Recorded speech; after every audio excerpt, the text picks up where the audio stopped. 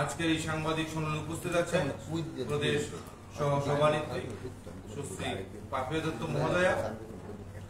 আজকের এই সাংবাদিক সম্মেলনে আপনাদের সম্বোধন করবে পাপিয়া দত্ত মহোদয়া। আমি ওনাকে অনুরোধ করছি আপনাদেরকে সম্বোধন করার।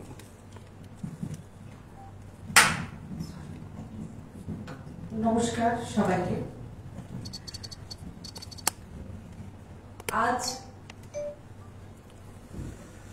আজকের যে প্রেস কনফারেন্স, এই প্রেস কনফারেন্সের মধ্যে আমাদের যে মানবিক বিভিন্ন যে অনুভূতি, সেটা খুশি হতে পারে, সেটা বেদনারও হতে পারে, সেটা যন্ত্রণারও হয়। আমার মনে হয় আজকের এই প্রেস কনফারেন্স আমাদের মানবিক বিভিন্ন অনুভূতি একটি সংমিশ্রণ রয়েছে। আমরা প্রত্যেকেই জানি যে গত দুদিন আগে দীর্ঘদিন ধরে, প্রায় 17 বছর ধরে এই দেশের 100 কোটি হিন্দুর ওপর গেরুয়া সন্ত্রাস, সনাতন সন্ত্রাস বা হিন্দিতে যদি বলি যে ভগবা আতঙ্কবাদ, যে কলঙ্ক, যে অভিযোগ ছিল, সেটা ধরাশায়ী হয়েছে।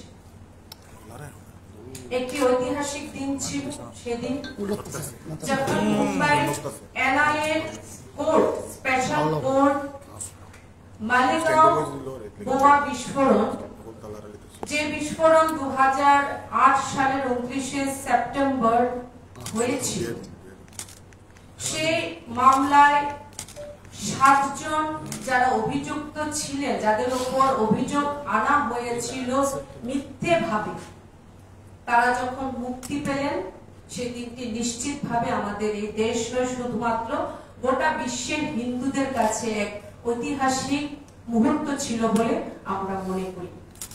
তার জন্য ভারতীয় জনতা পার্টি ত্রিপুরা প্রদেশ আমরা বলতে পারি আমরা আনন্দিত এবং এই রায়কে আমরা স্বাগত জানাই, এবং আমরা বলতে পারি যে আমরা স্যাটিসফাইড যে এই যে অভিযোগ, এই যে কলঙ্ক গোটা ভারতবর্ষের হিন্দুদের ওপর একটি এক দুটো বিশেষ রাজনৈতিক দল দ্বারা বিভিন্ন সময়ে আনা হয়েছিল, সেই কলঙ্ক থেকে আমরা মুক্তি পেয়েছি।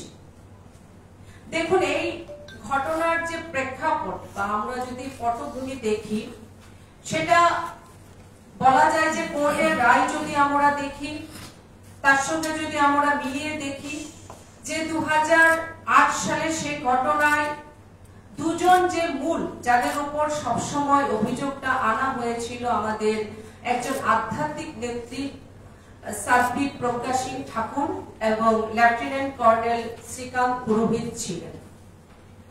এবং এনআইএ এই স্পেশাল কোর্ট খুব স্পষ্টভাবে যে 4টি বিষয়কে তারা রেখেছেন, যে প্রথম হলো এই ঘটনার সাথে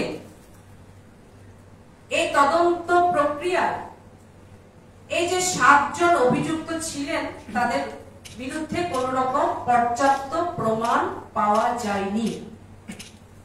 যে মোটরসাইকেলটিকে ব্যবহার করে এই বিস্ফোরণ করানো হয়েছিল বলে অভিযোগ আনা হয়েছিল, সেই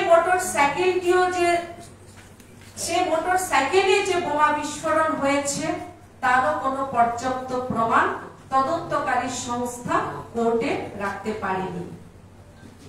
দ্বিতীয় বিষয় হলো কর্নেল শ্রীকান্ত পুরোহিত, যার উপর অভিযোগ আনা হয়েছিল যে অভিনব ভারত সংগঠনকে ব্যবহার করে এই ঘটনা সংঘটিত করা হয়েছে, বা শ্রীকান্ত পুরোহিতের বাড়ি থেকে আরডিএক্স উদ্ধার করা হয়েছে, তারও কোনো পর্যাপ্ত প্রমাণ তদন্তকারী সংস্থা কোর্টে রাখতে পারেননি।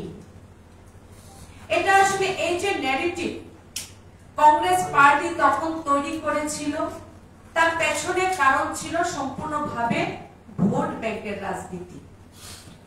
আমরা যদি শুধুমাত্র মালেগাঁও বিস্ফোরণ নয়, আমরা যদি 2007 সালে সমঝোতা এক্সপ্রেসের বিস্ফোরণের ঘটনাটি দেখি, সেখানেও সফদার নাগরী সহ দুজন সিমি সংগঠনের সঙ্গে যুক্ত, নিষিদ্ধ সংগঠনের সাথে যুক্ত দুজনের ওপর কিন্তু অভিযোগ আনা হয়েছিল এবং পরবর্তী সময় আমরা দেখেছি এই ঘটনায় অভিযুক্ত দুজন পাকিস্তানি মুসলিম সন্ত্রাসীকে গ্রেফতার করা হয়, কিন্তু পরবর্তী সময় তাদেরকে ছেড়ে দেওয়া হয়।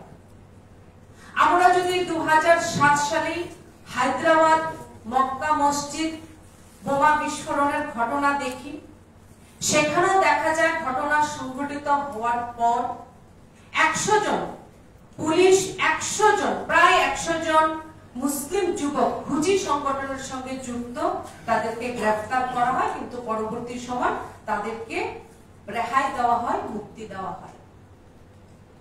2007 সালে যদি আজমির বিস্ফোরণের ঘটনা আমরা দেখি, সেখানে দেখা যায় সেই ঘটনার পরও সেখানেও হিন্দু টেরর, স্যাফরন টেরর, সেই ন্যারেটিভ গুলো তৈরি করার প্রচেষ্টা নেওয়া হয়।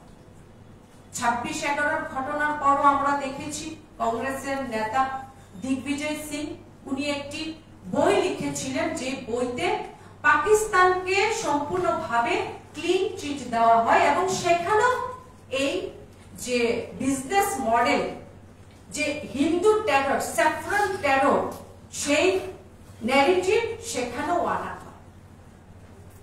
আমরা এই জায়গা থেকে বলতে চাই যে এটা কোন রকম আকস্মিক বিষয় নয়। তৎকালীন ইউপিএ সরকারের সময়, বিশেষ করে আমরা যদি 2008 সাল দেখি, সেই 2008 সালে ভারতবর্ষের বিভিন্ন জায়গায় সিরিয়াল যে বম ব্লাস্টের মতো বিভিন্ন ঘটনা পাকিস্তান থেকে এসে, পাকিস্তানি যারা সন্ত্রাসবাদী, যারা বিভিন্ন সংগঠন, তারা ভারতবর্ষে সংগঠিত করেছিলেন।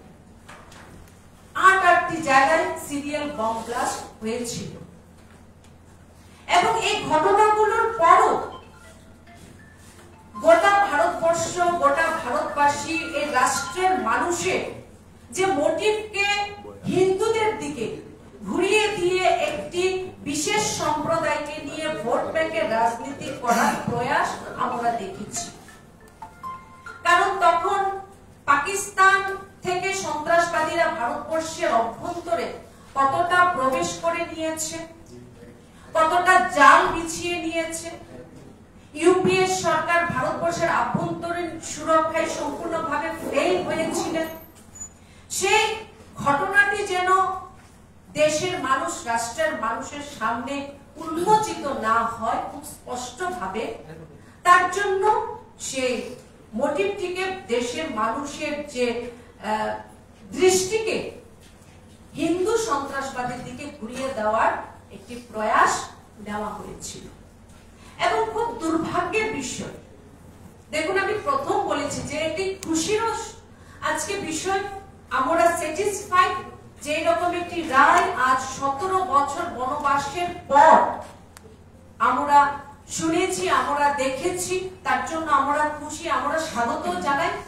পাশাপাশি এটা বলতে হচ্ছে যে দুর্ভাগ্যের বিষয় যে ভারতবর্ষে এরকম একটি সরকার ছিল, যে সরকারের স্বরাষ্ট্রমন্ত্রী, গৃহমন্ত্রী পি চিদাম্বরম ডিজিপির একটি সম্মেলনে 2010 সালের 25শে আগস্ট ডিজিপির একটি কনফারেন্সে উনি এই স্যাফরন টেররের বিষয়টিকে উনি এনেছিলেন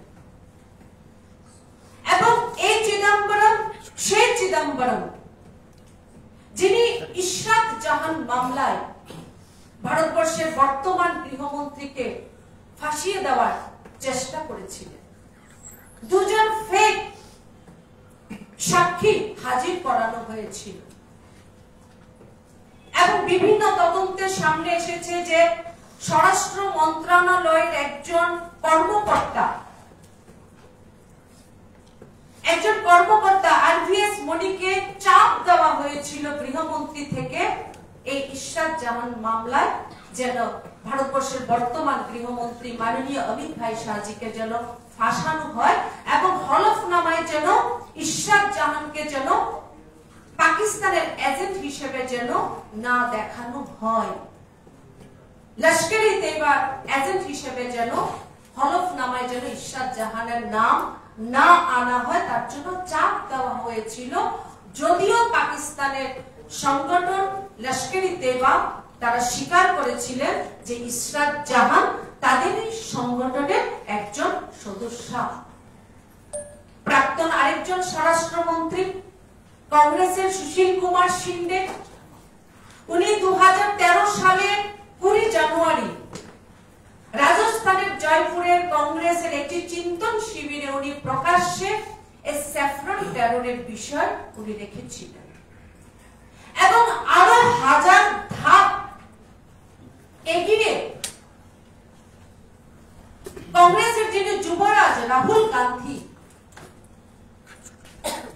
2009 সালে ভারতবর্ষে মার্কিন রাজদূত টিমোথি রোমারের সাথে কথোপকথনে উনি বলেছিলেন যে Hindu terror is more dangerous than Lashkar Taiba, অর্থাৎ হিন্দু সন্ত্রাস, গেরুয়া সন্ত্রাস, লস্করি তৈবা এবং বামপন্থী চরমপন্থী অর্থাৎ নকশালবাদ মাওবাদ থেকেও ভারতবর্ষের জন্য অধিক বিপজ্জনক। এবং 2010 সালের 17 ডিসেম্বর সম্ভবত তারিখটি উইকিলিক্স এই প্রতিবেদন সকলের সামনে আনে, গোটা রাষ্ট্রের জাতির সামনে নিয়ে আসে। দেখুন, আজকে এই জায়গায় আমি একটি কথাই বলতে চাই, এই ঘটনায় যাদেরকে অভিযুক্ত করা হয়েছিল সেখানে একজন আধ্যাত্মিক নারী নেত্রী রয়েছেন, প্রাক্তন সাংসদ প্রজ্ঞা সিং ঠাকুরজি, সাধ্বী প্রজ্ঞা সিং ঠাকুরজি, সেনা আধিকারিক রয়েছেন কর্নেল লেফটেন্যান্ট শ্রীকান্ত পুরোহিত। অর্থাৎ কংগ্রেস একই সাথে ভারতবর্ষের যে আধ্যাত্মিক, ভারতবর্ষের যে সনাতন সংস্কৃতি, ভারতবর্ষের যে ধর্ম, ভারতবর্ষের যে হিন্দুত্ব, ভারতবর্ষের যে সংবিধান, ভারতবর্ষের ভারতীয় সেনার উপর একই সময়ে এক ঘটনাকে কেন্দ্র করে তারা আক্রমণ করেছিলেন। 2004 সালে ভারতবর্ষের প্রাক্তন রাষ্ট্রপতি মহামহিম প্রয়াত যিনি প্রণব মুখার্জি, উনি একটি বই লিখেছিলেন দ্য কোয়ালিশন ইয়ার্স। ওই বইতে উনি, ওনার লেখা ওই বইতে উনি 2004 সালে স্বামী শঙ্করাচার্যের যে গ্রেফতারের উনি বিরোধিতা করেছিলেন এবং উনি প্রশ্ন করেছিলেন যে এই ধরনের ঘটনায় শুধুমাত্র হিন্দু যারা আধ্যাত্মিক যারা রয়েছে, গুরু যারা রয়েছেন, তাদেরকে কেন গ্রেফতার করা হয়। আমরা যদি এর প্রসঙ্গে 2005 সালে সাবরমতী এক্সপ্রেসের ঘটনাটিকেও দেখি, সেই সময় লালু প্রসাদ যাদব, মাননীয় লালু প্রসাদ যাদব, উনি কেন্দ্রীয় রেলমন্ত্রী ছিলেন। ওনার নেতৃত্বে সুপ্রিম কোর্টের অবসরপ্রাপ্ত বিচারপতি ইউসি ব্যানার্জির তত্ত্বাবধানে একটি কমিটি গঠন করা হয়েছিল এই ট্র্যাজেডির ইনভেস্টিগেশনের জন্য। আফটার ইনভেস্টিগেশন তারা প্রতিবেদন পেশ করেন যে সাবরমতী এক্সপ্রেসে যারা কর সেবক ছিলেন তারাই নাকি আগুন লাগিয়েছিলেন। ভারতীয় জনতা পার্টি থেকে বলা হয়েছিল যে এটি একটি বিকৃত প্রতিবেদন। আমরা বিভিন্ন সময় দেখুন 2000 আমি বললাম যে সমঝোতা এক্সপ্রেস এবং হায়দ্রাবাদ মক্কা মসজিদের বিভিন্ন ঘটনা, জাকির নায়েকের ঘটনা, জাকির নায়েক যাকে বিভিন্ন সন্ত্রাসবাদী ঘটনায় যিনি মূল অভিযুক্ত ছিলেন ভারতবর্ষের মাটিতে, যাকে দিগ্বিজয় সিং থেকে শুরু করে গোটা কংগ্রেস পরিবার যাকে শান্তির দূত হিসেবে যাকে অ্যাড্রেস করতেন, কারণ তারা এই কারণে ওনাকে শান্তির দূত বানিয়েছিলেন কারণ জাকির নায়েকের এনজিও থেকে রাজীব গান্ধী ফাউন্ডেশনের জন্য তহবিল আসে, তার জন্য এই ধরনের মন্তব্য বক্তব্য তারা পেশ করতেন। আমরা এই জায়গা থেকে একটি কথাই বলতে চাই যে এই ধরনের হিংসা পরায়ণ যে রাজনীতি, সেই জায়গা থেকে আমাদের উঠে আসতে হবে। কারণ সনাতন সংস্কৃতি, হিন্দু সংস্কৃতি যাকে সমূলে বিনাশ করার কথা কংগ্রেসের যিনি সভাপতি মল্লিকার্জুন খাড়গেও প্রকাশ্য সভায় বলেছিলেন যে সনাতনকে সমূলে ধ্বংস করে দিতে হবে। আমাদের ভুলে গেলে চলবে না যে গেরুয়া যার প্রতি এত অ্যালার্জি কংগ্রেস এবং অন্যান্য রাজনৈতিক দলের, বামপন্থী দলের, তৃণমূলে, সাপা, বাসপা, আমাদের ভুলে গেলে হবে না যে ভারতবর্ষের জাতীয় পতাকায়ও সে গেরুয়া রঙই আছে। এত যখন অ্যালার্জি, তাহলে তো ভারতবর্ষের সেই জাতীয় পতাকার গেরুয়া রঙকেও হয়তোবা কোনোদিন কংগ্রেস পার্টি এসে বলবে সেটাকে পরিবর্তন করে দিতে হবে। ভারতবর্ষের যারা সাধু সন্ত রয়েছেন তারাও কিন্তু গেরুয়া বস্ত্রই পরিধান করেন এবং মহাভারতের যে কৃষ্ণের যে রথ ছিল সেই রথের ধ্বজ গেরুয়া ছিল। ভারতবর্ষের সনাতন সংস্কৃতি, এই হিন্দু সংস্কৃতিকে কখনো ধ্বংস করা যায় না।